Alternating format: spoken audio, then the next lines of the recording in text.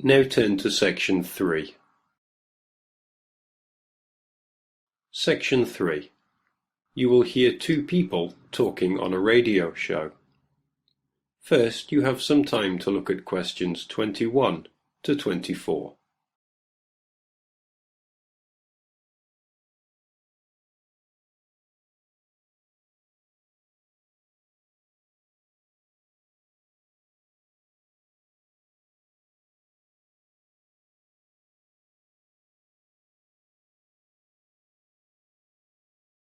Now listen carefully to the first part of the conversation and answer questions 21 to 24. Thank you very much for tuning in today to listen to our weekly hour on conservation issues. Last week we spoke about the impact of environmental changes on primates, and this week, to continue the theme, we have invited in a specialist by the name of Professor Andrew Ripley, all the way from USA, to tell us more about the problems faced by the cat family. Professor Ripley, thank you very much for joining us today. It's my pleasure. Thank you very much for inviting me. So I understand that you spent a great proportion of your time travelling the globe and monitoring changes in population levels of the cat family. Yes, that's correct. Of course, we're not talking about the domestic cat here, but their majestic cousins such as the lion, tiger and jaguar, to name but a few. Which member of the cat family do you yourself find to be the most fascinating? Well, I've spent a lot of time recently studying jaguars, but the lion is still my personal favourite. It is the world's most social cat, and unusual in the way in which it chooses to group together with others of its species. Prides of lions basking in the sunshine are probably one of people's most vivid perceptions of the African bush. Yes, certainly. I totally agree with you.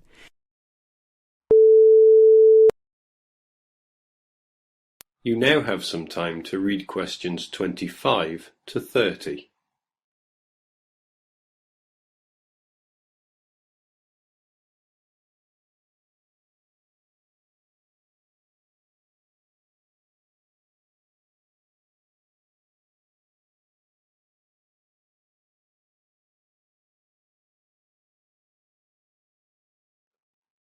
Now listen carefully and answer questions 25 to 30. Can you tell me the current lion population in Africa these days? Well, it's very difficult to measure it accurately. Figures range from 100,000 to as few as 30,000. But it's generally estimated that there are 50,000. In order to maintain the population and protect the species from poachers, many are moved to protected areas. Which member of the cat family do you feel is most at risk? For different reasons, a number of species of the cat family are endangered, sometimes due to natural predators or environmental changes, but mainly because of the threat of hunters. For example, I'm sure you're aware the bones and body parts of tigers have been and still are traditionally used in medicines in the Far East. And because of this and the demand for medicine made from tiger parts, their numbers have been falling for some time, and to date there are fewer than 6,000 tigers living in their natural habitat of the forests and plains of Asia. What is being done to curb the population decrease? Well, specialists such as myself work closely with conservationist groups such as the World Wildlife Federation, or WWF, to protect tigers from illegal hunting. WWF considers the drop in tiger numbers to be catastrophic, and they're working hard to conserve the populations in China, India, Indonesia, Malaysia, Thailand, Vietnam, and Russia. I understand that poaching is not the only problem faced by the leopard. Let me get this right. Is it the snow leopard which lives in the mountains in Asia? Yes, it is. Poaching has been a problem, but not the most important. Its natural prey, the animals it hunts, is declining too. Its natural habitat in high-altitude areas, specifically the pastures, is threatened by the growth of agriculture. It is this that is causing the main problem for the snow leopard.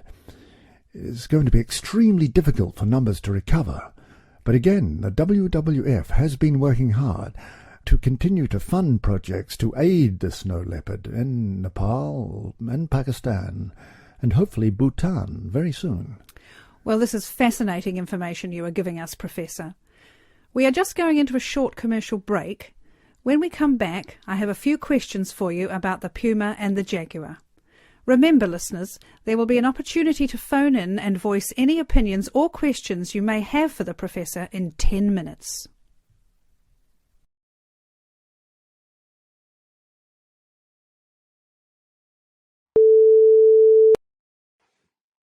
That is the end of section 3.